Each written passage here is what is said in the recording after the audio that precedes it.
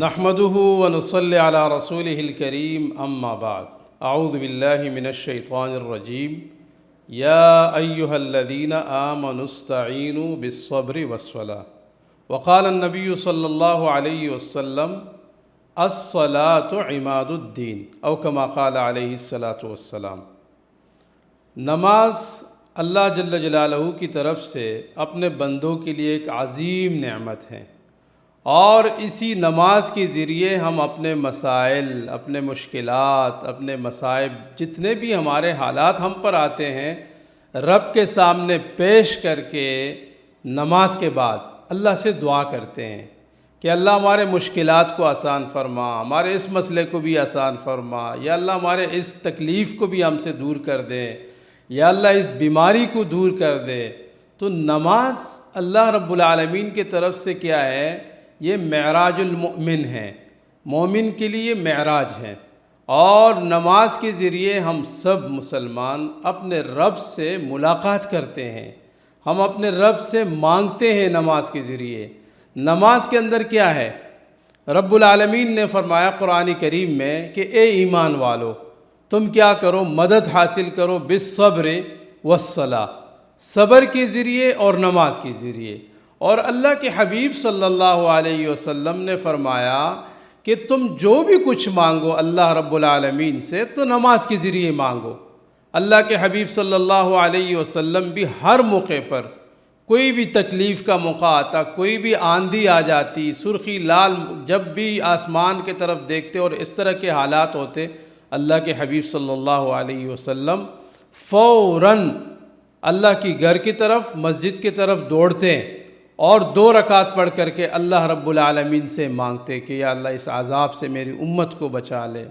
اور یہی تلقین فرمائی، ہمیں یہ حکم دیا گیا ہے کہ ہم نماز کے ذریعے اپنے مشکلات، اپنے مصائب اور اپنی جو بیماریاں اللہ کی طرف سے جو بھی حالات آئے ہیں اس حالات سے نکلنے کے لیے ہم نماز پڑھیں۔ تو نمازوں میں ایک فرض نماز ہے جو کہ ہم سب پر فرض ہیں، پھر نفلی نماز ہے، سنن ہے جو سنت ہم پڑھتے ہیں فرائض کے ساتھ، اسی طرح تہجد کی نماز ہے، یہ ایک لاڈلی عبادت ہے، اور اسی طرح نماز جو ہے وہ جنازے کے بھی ہیں، اس میں بھی اللہ رب العالمین نے حکم دیا اور رسول اللہ صلی اللہ علیہ وسلم کے احادیث ہیں۔ تو نماز، فرض نماز تو ہمیں ادا کرنا ہی ہر صورت میں معاف نہیں ہے، وہ تو ادائیگی ہے ہی اس کی ہے، لیکن اس کے علاوہ جو دوسری نمازیں ہیں اس میں بھی ہمیں یہ دیکھنا ہے کہ ان نمازوں کو ہم ادا کریں، اس میں ہمیں کیا ملتا ہے۔ اب اس میں ایک اہم بات کی طرف آپ کو بتا دوں کہ جو خواتین اور مرد ہم نماز پڑھتے ہیں اس میں فرق کیا ہے۔ اب مختلف مکاتب فکر کے ہاں، جیسے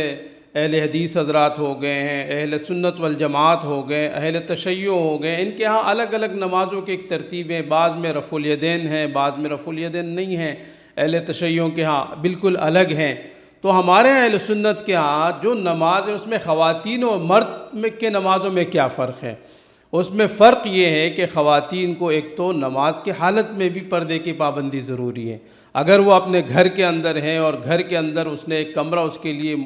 مختص کیا ہے، اس میں نماز پڑھتی ہے، تب بھی وہ پردے میں، اس کا سر جو ہے وہ ڈانپا ہوا ہو، اور اس کے جو ہاتھ ہیں وہ کندھوں کے برابر اٹھانے، جیسے کہ مردوں کے لیے حکم ہے کہ وہ اٹھائے، سنت یہ ہے اور حکم بھی یہی ہے، فقہ کا مسئلہ بھی یہ کہ وہ کانوں تک اٹھائیں۔ اسی طرح وہ سجدے کی بھی حالت مختلف ہیں مرد اور خواتین کے، اور اسی طرح نمازوں میں بھی پھر فرق ہیں، جیسے کہ خواتین کے اوپر نماز جنازہ فرض نہیں ہے، عیدین کی نماز نہیں ہے، دوسری بھی بہت سارے اس میں فرق ہیں۔ تو اب ہر مکتبہ فکر کے مطابق اپنے اپنے علماء سے اس کی اصلاح کریں اور نماز سیکھیں، اور سیکھ کر کے اللہ رب العالمین کے سامنے 2 چیزیں ہم نے اوپر لازم کر دیں، ایک صبر اور دوسری نماز۔ یہ جب ہم کریں گے نا تو رب العالمین ہمارے ہر قسم کے مسائل، مشکلات، تکالیف کی دور فرما دیں گے۔ اللہ ہمیں 5 وقت کے نمازی بنائے اور ہمارے نمازوں کو قبول فرمائے۔ جزاک اللہ خیرا۔